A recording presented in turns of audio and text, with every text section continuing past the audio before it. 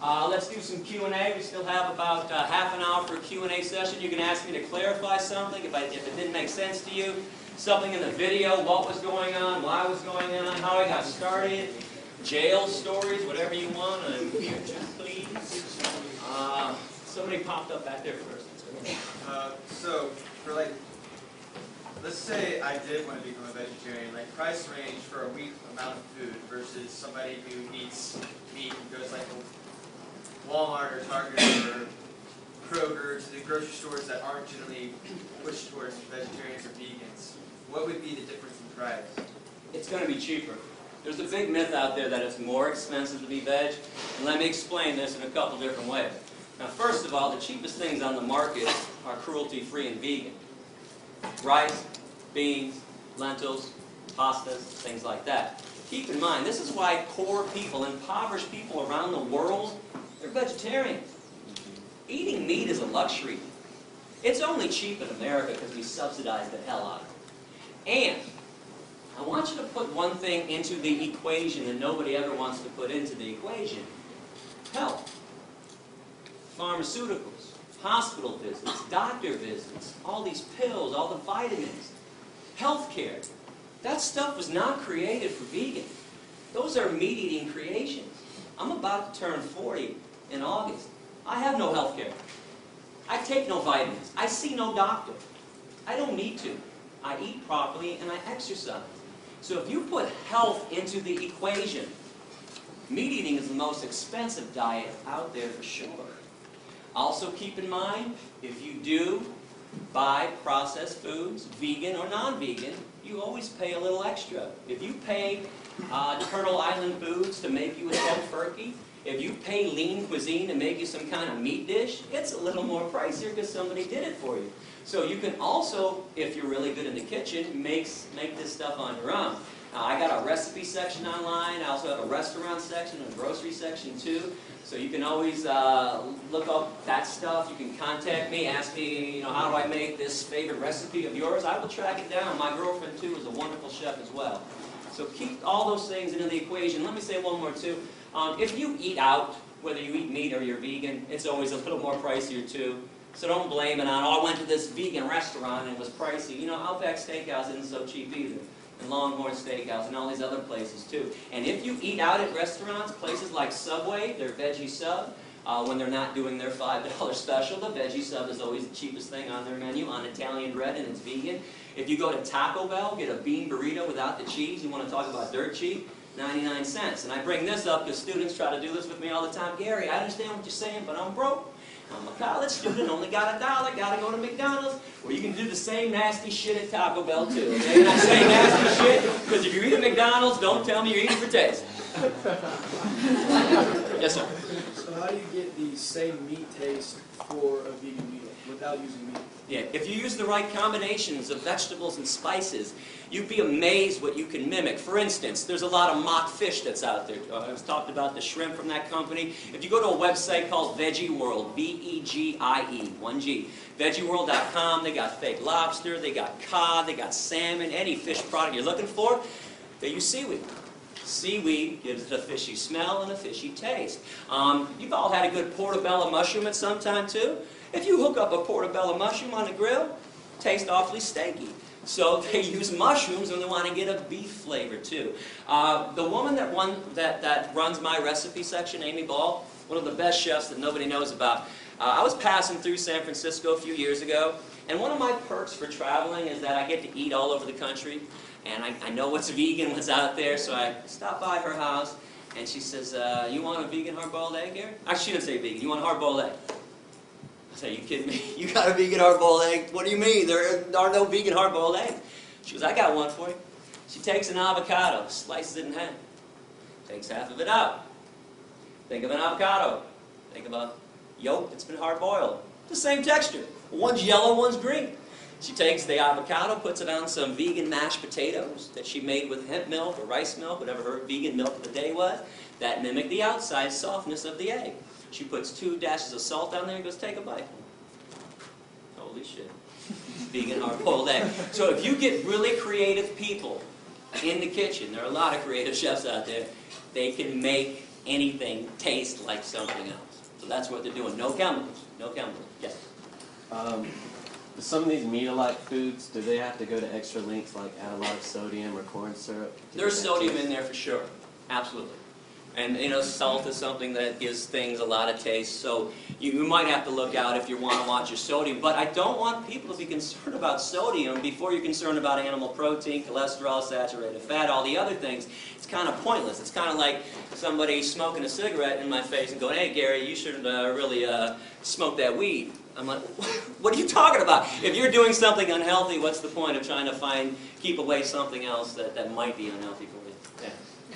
From what I understand, the basic concept of veganism is not to exploit or harm living beings, right? Everything from, say, cows to even yeast. But what about, say, if you have to deal with parasites, bacterial infections, diseases from that, how do you go about treating yourself?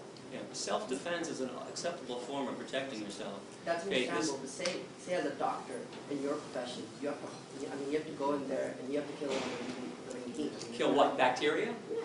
So are you founder of People for the Ethical Treatment of Bacteria? The only thing that bothers me when this is brought up is that you want to equate cows in the same level as parasites and bacteria. I'm equating bacteria and yeast together. Okay, but do bacteria harm you most of the time? When they do, they're harmful. You have a right to defend yourself and kill something that's harming you. Now let me explain this in a different way. If you and I were walking through the woods and a bear attacked you and jumped on you, do you really think I'd be like, oh, too bad, I'm vegan, man? Okay, I would beat the shit, or try to beat the shit out of you and get them off you. It's a self-defense. You were attacked. But if some human jumped on you for no reason, I'd also protect you too. If bacteria are killing you and destroying your body, you have a right to destroy the bacteria that's trying to destroy you. Keep in mind, cows do not attack us. Chickens have never attacked a human being in history. Something else I'm kind of curious about, how come we think we're better than chickens when we kill 35 to 40 billion chickens every year on this planet? We've been doing this for thousands of years. How is the murderer more special than the murdered? How is the oppressor better than the oppressed? We got this stuff backwards. We're not better than them. We're the ones attacking them. That makes us less important. That makes us worse. That makes us evil. Yes, sir. So, say the world population is at 8 billion now, and at least most of the United States is considered meat eaters, right? So, with only a certain portion of the world being devoted to farmland or places we can grow food, it just seems to me that if most of the world went vegan, then it would. I mean, I know your quote on the 65% of the grain goes to meat products, but how would we support ourselves without meat products, I guess is what I'm trying to say, or eggs, or... Easily and wonderfully. Let me throw out some other stats. 95% of soy in America, that's animal feed. 80% of corn in America, animal feed. 70% of oats in America, that's animal feed. If we ate the stuff directly, do you know that 1 acre of land can yield 30,000 pounds of carrots, 40,000 pounds of potatoes, and 50,000 pounds of tomatoes? 1 acre of land can only give you 250 pounds of meat. Okay, we would be using less land, destroying less habitat if we just ate crops directly. Please go to the environment section on my website or go to a website called earthsave.org. Everybody gets fed. Here, let me throw this out there. Do you know the world's largest Feed the Hungry organization is called Food for Life Global? Please look them up online. When I found out about this group that solely uses vegetarian and vegan food to feed people 2 million meals per day, I found out about them about 10 years ago. I also found the second largest group on the planet doing Feed the Hungry stuff is Plenty. Plenty.org is their website. Both are vegetarian groups. Now, I sent a letter to both presidents saying, oh my God, this is wonderful. Finally, somebody realized you don't have to harm animals to help people. I got letters back that were almost identical. They said something like this: it's not that we do this for ethical reasons. We don't want to argue with you. We don't want to debate you on that. We do this because it's cheaper, And we feed 20 to 30 times the amount of people when we use vegetarian food than when groups use meat. Another question? Somebody up here? Right there? I agree with you in the vegetables and fruit and all that stuff is really good for you, but I guess would say processed soy is bad for you because it causes the body to generate extra estrogen. Well, here's something interesting on that. If estrogen is people's concern about soy, meat and cow's milk have twice the amount of estrogen that's found in soy. But let me break this down for you. So the estrogen that's found in soy is a phytoestrogen, P-H-Y-T-O, plant-based. Phytoestrogens cause no harm to the human body whatsoever. It's animal estrogens that drive the body crazy. But I got some good news for you. If you're really concerned about eating soy, you don't want to do it, don't do it. Eating soy does not mean that you can't be vegan or not eating it. There's wheat meat, or just get down to the nuts and bolts of veganism. Go fruits and vegetables, lentils and beans, and things like that. So you don't have to make soy part of your diet. And if you want to go to my website, I hope you do. I got a brand new section about all the myths out there about soy. A lot of them are being spread by Mr. Michael Pollan, The Omnivore's Dilemma. And by the way, what the hell is the dilemma? Is being kind instead of cruel really problematic to people? Michael Pollan, by the way, is a hunter, is an unpaid spokesman for the meat and dairy industries. Please do not go listening to the Food Incorporated movie or to his Omnivore's Dilemma book. He's nothing but Ted Nugent light. I was just wondering if you only bought products made in the U.S. because you're advocating like cruelty-free, but then what about like cruelty to other people in sweatshops? Do you only buy American? Oh yeah, nowadays you can look at the tag, and it's from Hemptown. I buy my stuff from vegan companies that pay a fair wage, and yeah, I don't do the Target stuff anymore, the Kohl's or anything like that. There are a lot of other issues to be concerned about, and I'm glad that this is brought up. But let's keep in mind the main form of cruelty on the planet is what we do to the animals. But please get involved in other issues like avoiding sweatshops, trying to buy locally and all that stuff. Do you find that it's affordable to buy? You know, I got 3 of these shirts. I just ordered them. They were $9 each, and they were dirt cheap too. It's not as difficult as people think to live ethically. It only seems that way because we're used to the other way of not caring about where products come from, not caring about what happens to other animals and to other human beings. What country were you kicked out of? Canada kicked me out first in 1999. This happened because in 1997 I decided I wanted to do more than just be vegan. I wanted to actually free animals who were being held captive. So I went to a mink concentration camp, a fur farm for animals, the Ebert's Fur Farm in Blenheim, Ontario. Now, I'm from Michigan, so Canada's right across, half an hour, 45 minutes away. So I went to this farm and I opened up the cages for 1,542 mink. Now, mink in the fur industry are killed 2 ways. One, they have their necks manually broken. They take them out of a cage and snap their neck against somebody's knee, or they gas them back to the concentration camp stuff. Now, things went badly that evening.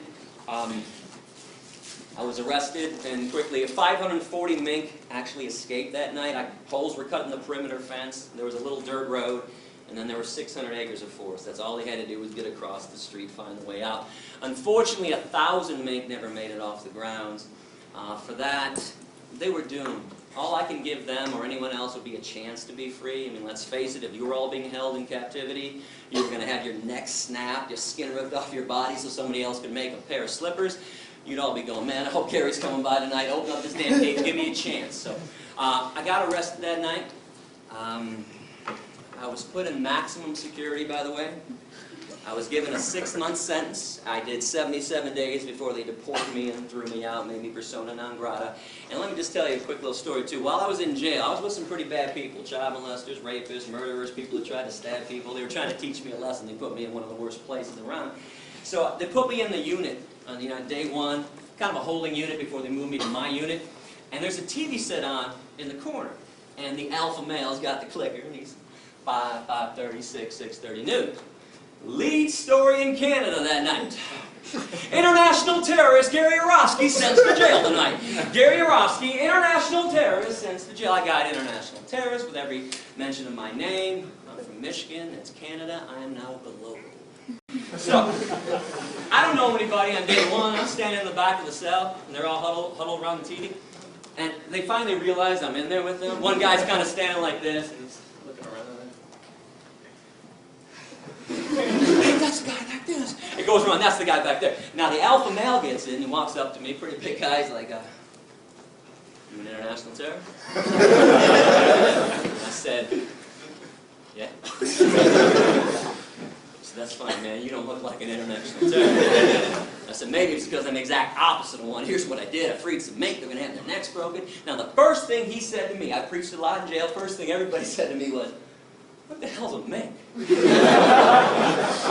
like a big ferret. It's an rodent. And the next thing that was always said to me, this is not verbatim, but the intonation is verbatim. It went something like this. Wait a second. They put you in here with us? Because you freed some rats? And the emphasis was always on us. They knew they were bad with us? I said, no, they put me in here with you because I also caused $2.1 million in damage to the mink farm and put the guy out of business permanently to this day, and we don't tolerate economic sabotage in our society. One more thing I want you to think about. When they first arrested me, they refused to give me bail. They thought I was going to bail out, go back to Michigan, and there's no extradition for mink liberation. So I had a 10-day bail hearing. I bring this up because I challenge anyone in this room. Find me a 10-day bail hearing for a rapist, a murderer, or a child molester.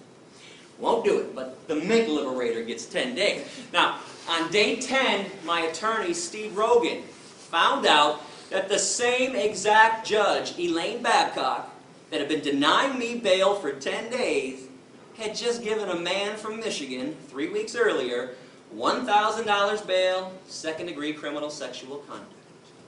Now, you know how judges can give when they don't want to hear something in their courtroom. Boy, she goes flush red, top of her voice. She goes, Steve, don't you dare bring that up in my courtroom. That's got nothing to do with this case, and you damn well know it. Now, I'm sitting over in the defendant's box. I can't talk to my attorney now. He's pacing, but in my head I'm going like, don't back down, don't back down, don't back down. So he's pacing and pacing. I'm like, come on, Steve. And 30 seconds later, he turns and he says, you know what, Your Honor? It's got everything to do with this case. My client tried to stop cruelty. And he wants to go to jail at this point and make a statement on behalf of the animals. You gave that guy from Michigan bail for sexually assaulting a woman, and you won't give my client bail? She looks at me for the first time in 10 days. And I was like, $10,000 bail. Now, agree or disagree with law-breaking, and I hope you understand everybody that we all collectively admire. Dr. King, Gandhi, Rosa Parks, Henry David Thoreau, Jesus, we're all radical lawbreakers. Every single person on this planet that ever made substantive change was a radical lawbreaker. Even if for some reason you don't think that I should be breaking laws or that people should break laws, you can't tell me it should cost $1,000 to sexually assault a woman for bail and $10,000 to free some rats. Bottom line on this, sexually assaulting a woman doesn't affect the economy. And we just don't care about things that don't affect the root of all evil, money. Question? A, what got you started, and B, what's the tattoo?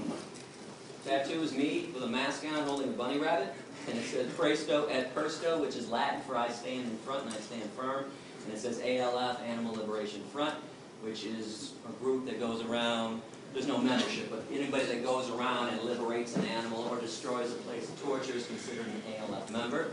What got me started was my stepdad is a clown in the Shrine Circus. Takes me backstage when I'm 23, and mind you, I got my blinders on too. I could care less about animals besides the dogs that are in my life, or if a chipmunk runs by me, I'm like, hey, look at a chipmunk. Right? But I'm like everybody else. I'm eating dead animals. I can care less about cows and pigs and what they're going through. And he invites me backstage and says, you want to come see the elephants? I'm like, hell yeah, I want to see the elephants. Are you kidding me? Can I bring Wendy with me too? My girlfriend at the time said, yeah, bring Wendy down. So Wendy and I go backstage. We're excited. We're like playfully pushing each other like, I'm first. We get back there and we just stop dead in our tracks. When you see cruelty in front of your face, you don't need somebody to explain it to you. I knew what I was seeing was evil. 3 elephants were lined up in chains, front left foot, back right foot, each of them, chained up to the cement floor of the warehouse of the Michigan State Fairground. I looked to the left, I saw a monkey screaming and grabbing the bars of his prison. I saw 2 tigers to the right of me pacing pathetically. And I turned to Wendy, pardon my language, but I'll tell you exactly what I said. I said, what the fuck is an elephant doing on 8 Mile and Woodward Avenue in Detroit in the first place? She said, I don't know. And we walked up face to face with these elephants. And if you pay attention to energy, and please don't think this is weird, we do this all the time, like with babies, with infants. They don't talk and communicate, but a baby starts crying. You thirsty? Oh, you're hungry? You need to be changed. You figure it out. Look at their eyes. Look at their movement. These elephants were swaying like this neurotically. Now, I'm no elephant expert, but I know that's not elephant behavior. I later found out that's a neurotic behavior every elephant gets in every circus because they're kept in chain. In the wild, elephants walk 20 to 50 miles a day. I looked into their eyes. I saw nothing but hopelessness and fear, and I knew something was wrong. So that got me thinking, where did my food come from? Where did my shoes come from? What really goes on in an animal research lab? So that's when I started investigating. I mentioned this earlier. I started going into the Thornapple Valley Pig Slaughterhouse. I started going into animal research labs. And I fought it at first, like everybody does, like most people do. I didn't want to stop eating the animals. What else am I going to eat? Salads all day long?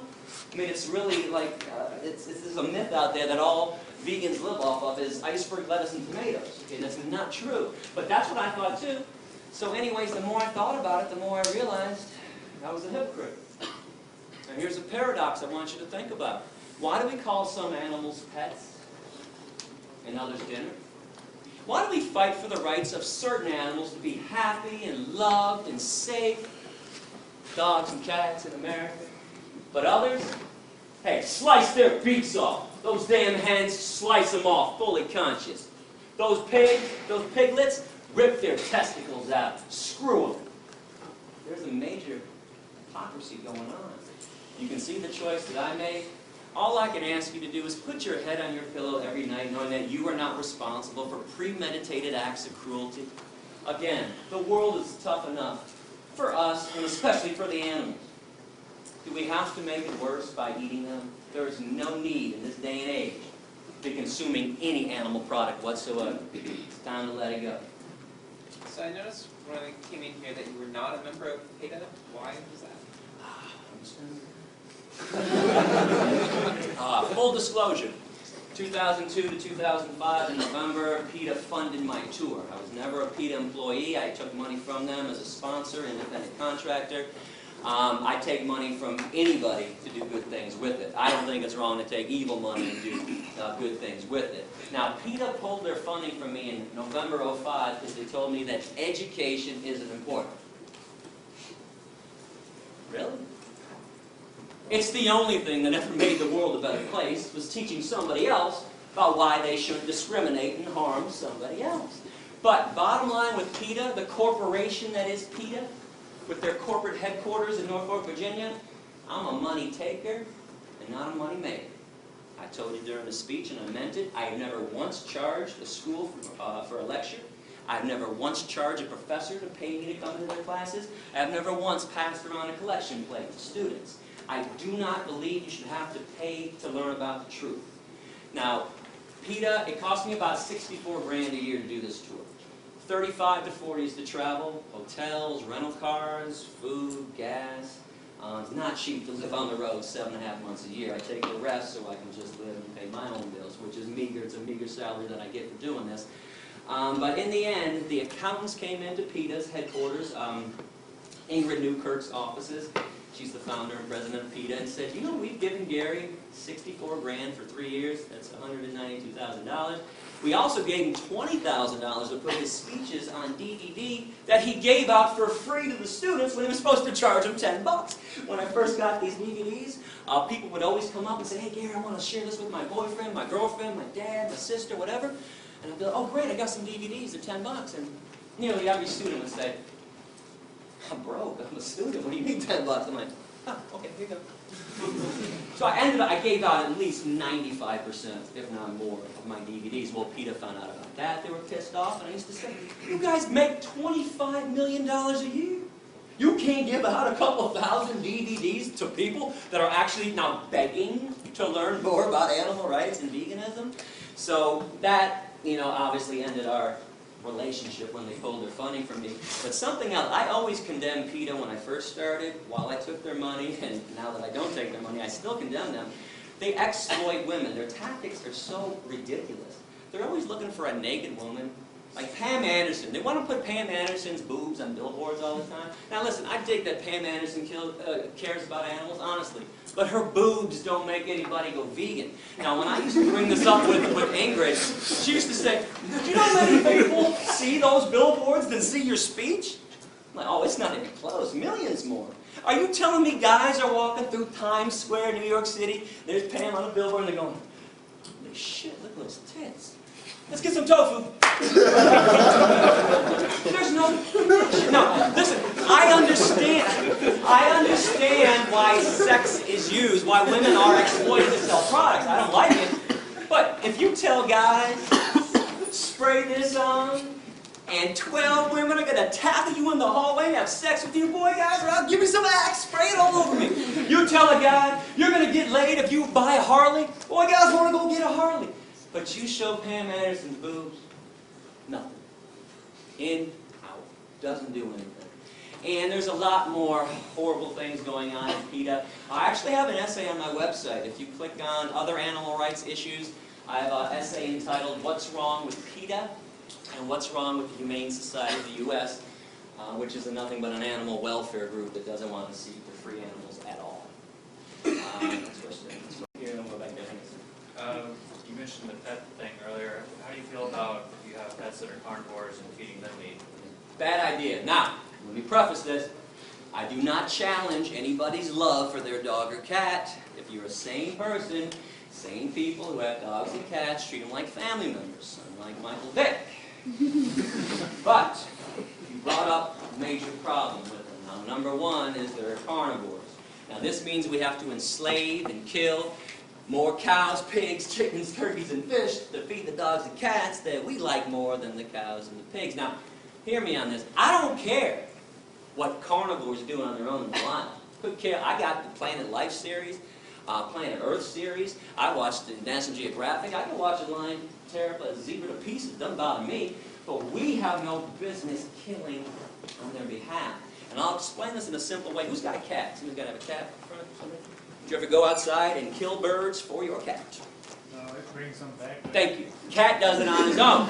Nobody kills a bird for their cat, but you pay people at the slaughterhouse to kill birds for science diet, ions, and all the other pet food. Just like we pay people to kill chickens and pigs for us, because most people can't shove a knife into somebody else's throat. So, bad idea to have carnivorous pets. Now, good news, in this day and age, there's vegan dog food and cat food. Now, this being said, I am not here to turn your dogs and cats into vegan. I did not get kicked out of 5 countries. By the way, the other 4 countries somebody had were England, Northern Ireland, Wales, and Scotland. Even though I never set foot on their land ever, they preemptively threw me out because they didn't like my essays. But I did not get arrested 13 times to turn your dogs and cats into vegans. But if you knew what was in dog food and cat food, let me mention the other problem with having dogs and cats: we overbreed them. Every year we murder 5 to 10 million dogs and cats in our shelters every year. These are now slaughterhouses.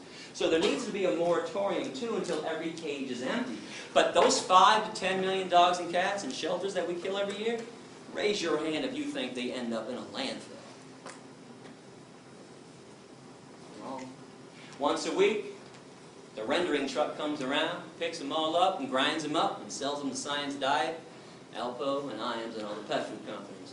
So we're making our dogs and cats cannibals, and they don't even eat real meat that they would normally eat. I never talked about chemicals in all the animals that people eat. This is for you too. This is a whole nother issue on the side that I'm more focused about ethics and stuff. Okay, but they eat chemically laced meat. They eat what's left on the slaughterhouse floor, things that we don't eat. Every time there's a meat recall or a spinach recall for E. coli, you don't think that stuff ends up in landfills, do you? Science Diet, Alpo, and Iams. So this is why the vegan food is better for them. Now I want to show you something real quick. Actually, I knew this was going to happen this summer. I have never shown this before, but My dog Rex passed away in 2004. He was 15 years old. And Rex was a vegan for the last 9 years of his life. Nature's Recipe vegan dog food formula. Don't tell me Rex doesn't look wonderful, because he does. Because when I travel with him, and he came with me a lot on the road, I took him to vets when I had to. Every vet freaked out and said, "Oh my God, you can't make your dog a vegan, Gary, because you're vegan, he's a carnivore." I'm like, "Go ahead, do some blood work on him." They'd all do blood work, call me 3 or 4 days later, say, "Mr. Yourofsky, all the vets from the back room right now, we are astonished. Your dog is the most amazing health we've ever seen." I said, "Yeah, that's because my dog doesn't eat garbage." And when I say the garbage too, when I was at Thornapple Valley for 6 weeks, every day I saw a truck pull into the lot. The side of the truck said, "Meat not fit for human consumption." I watched the truck go into the alleyway every day, took 3 garbage bins and dumped them out. The garbage bins. Right off to the pet food companies. Wasn't hard to track that down. So this is why that vegan stuff is better. Now the vegan cat food, by the way, is not on the market. You've got to go online. I think vegancats.com or evolution.com. But vegan dog food is at every pet food store that I've seen. It's called Nature's Recipe. Question? Oh, I'm sorry. Actually, we're out of time. You know what? Thank you very much for listening. I appreciate it.